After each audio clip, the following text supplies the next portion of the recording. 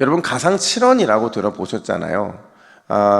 마태, 마가, 누가, 요한복음 이 사복음서에 등장하는 십자가상에서 하신 예수님의 말씀의 7마디, 그걸 바로 가상 7원이라고 말하는데요. 어떤 말씀이 있느냐? 누가복음 23장 22절에 보면 이렇게 말을 합니다. 함께 읽어볼까요? 아버지, 저들을 사하여 주옵소서. 자기들이 하는 것을 알지 못함이니이다. 두 번째 말씀이 있으셨어요. 누가복음 23장 43절 같이 읽습니다. 내가 진실로 내게 이르노니 오늘 내가 나와 함께 낙원에 있으리라. 세 번째 말씀은 마태복음 27장 46절입니다. 같이 읽습니다. 나의 하나님 어찌하여 나를 버리셨나이까. 네 번째와 다섯 번째는 요한복음 19장 28절과 30절이에요. 내가 목마르다 다 이루었다. 그리고 여섯 번째는 누가복음 23장 46절 말씀도 같이 읽습니다. 시작. 아버지, 내 영혼을 아버지의 손에 부탁하나이다. 자, 여러분 몇 가지를 했어요? 6가지를 했어요. 하나가 빠졌죠. 뭐가 빠졌죠? 오늘 우리가 읽었던 본문 19장 26절 27절에 보면 여자여 보소서 아들이니이다.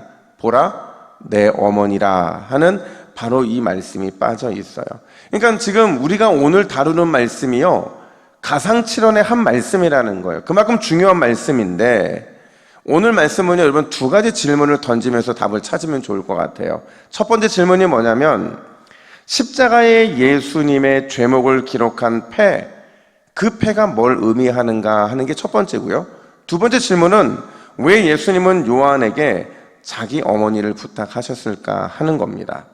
먼저 여러분 죄목을 기록한 패에 대해 함께 살펴보면, 여러분 당시에는요 십자가 처형을 받는 사람들은 모두가 다 죄목을 기록한 패를 붙이게 했어요. 왜 죄목을 적는 패를 붙였을까? 그 이유는요, 여러분 십자가가 잔인해요, 안 잔인해요? 잔인한데 그냥 잔인한 게 아니라 너무나도 잔인한 사형제도였어요. 이런 사형제도를 받는 사람이 누구이고 무엇 때문에 이런 사형을 받는지에 대한 구체적인 죄상을 알리기 위해서 이 죄패를 붙였다라는 거죠. 그러니까 쉽게 말하면 사형의 정당성을 말해주기 위해서 붙였다라는 거예요. 그 관점에서 예수님의 이 죄명은요 좀 어색합니다. 어떻게 어색하느냐? 여러분 19절 말씀을 같이 한번 읽어볼까요? 19절입니다. 시작.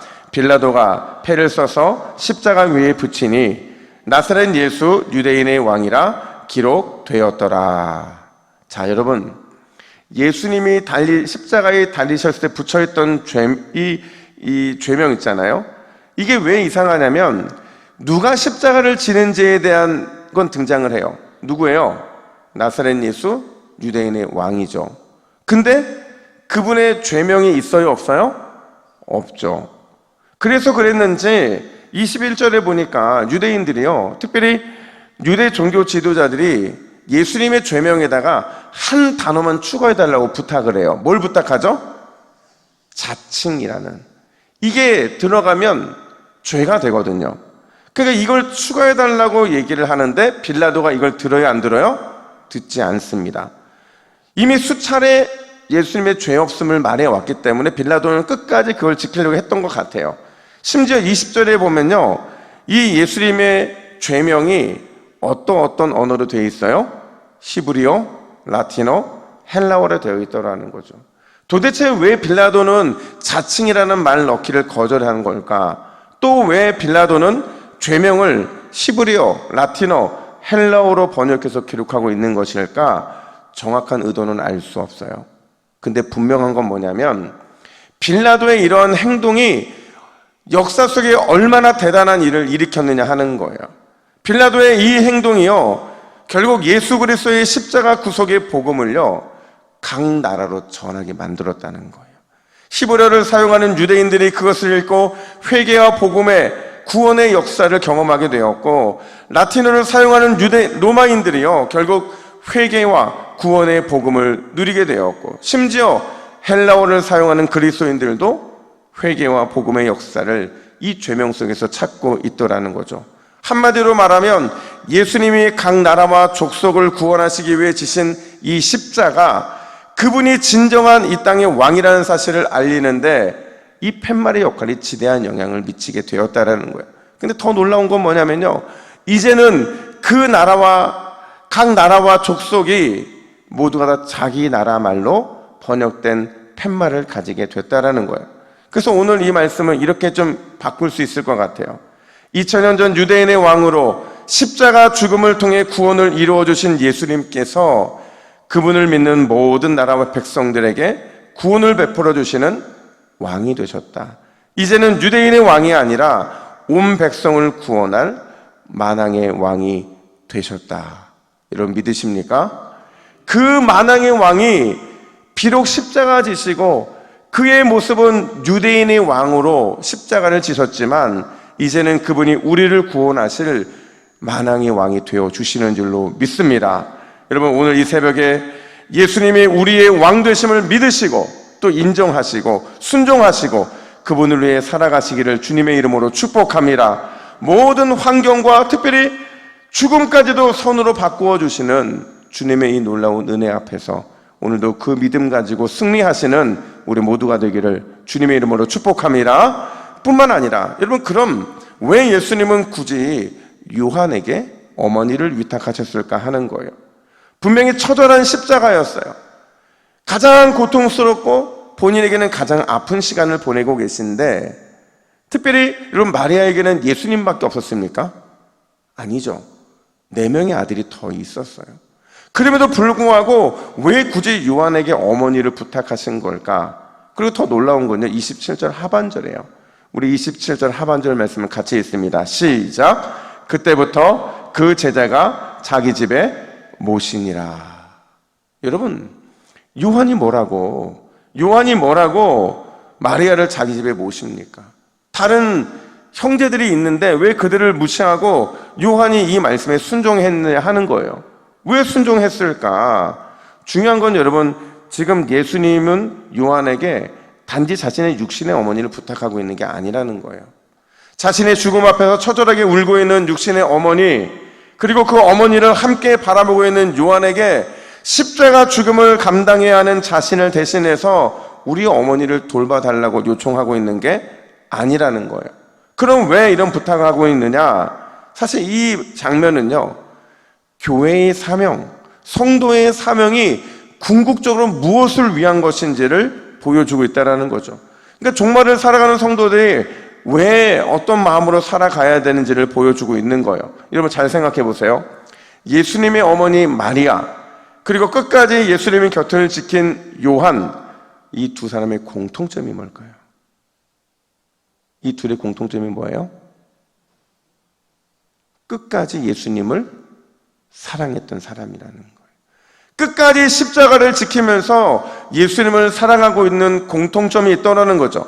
그 관점에서 주님을 사랑하고 또 주님이 사랑하던 두 사람은 뭘 상징하느냐? 이 땅에 살아있는 교회 공동체를 보여주는 거예요. 이 땅에 부름받은 성도들을 상징하는 거죠. 가장 절망적인 상황이고 가장 힘들고 고통스러운 상황 속에서도 교회 공동체가 해야 될 일이 무엇인지를 예수님은 이 한마디를 통해 말씀하고 계신 거예요. 여러분, 교회 공동체가 해야 될 일이 무엇입니까? 만날 때마다 보라, 아들이다. 보라, 내 어머니다. 서로 아프고 힘든 이 순간 속에서도 서로 아들이 되어주고 서로 어머니가 되어주어서 사랑의 공동체를 이룩하는 것이죠. 서로 붙들어주고 뜨겁게 서로 사랑하는 영적인 가족이 되라는 게 바로 우리 주님께서 말씀하신 그 말씀 속에 담긴 의미라는 거예요. 제가 여러 차례 말씀을 드리기를, 이 초대교회는 아주 독특한 공동체입니다. 100년 동안 엄청난 핍박의 세월을 보냈어요. 근데 이걸 잘 견뎌내요. 그냥 견뎌낸 게 아니라 오히려 핍박을 받으면 받을수록 더 굳건하게 서고 고난이 임하면 임할수록 교회는 엄청난 부흥을 이루게 되더라는 거죠. 여러분, 어떻게 이 일이 가능했느냐? 한 가지였어요. 사랑 전쟁에서 승리했기 때문에 그런 거죠. 정확하게 말하면 고난 가운데 서로 붙들어주고 강력한 핍박이 임하면 임할수록 서로 뜨겁게 사랑하는 영적 가족이 되어 달라는 이 주님의 말씀에 순종한 열매가 바로 초대교회의 엄청난 부흥으로 나타나게 됐다는 거예요. 여러분, 우리가 서로 붙들어주고 서로 사랑을 뜨겁게 하는 영적인 가족이 되면 주님의 역사는 반드시 은혜로 나타나게 될 줄로 믿습니다. 그렇다고 한다면 오늘도 우리에게는 딱 한 가지 사명을 이루어야 될 그 특별한 사명이 있어요. 그게 뭐냐? 사랑 전쟁에서 오늘도 우리는 승리하는 겁니다.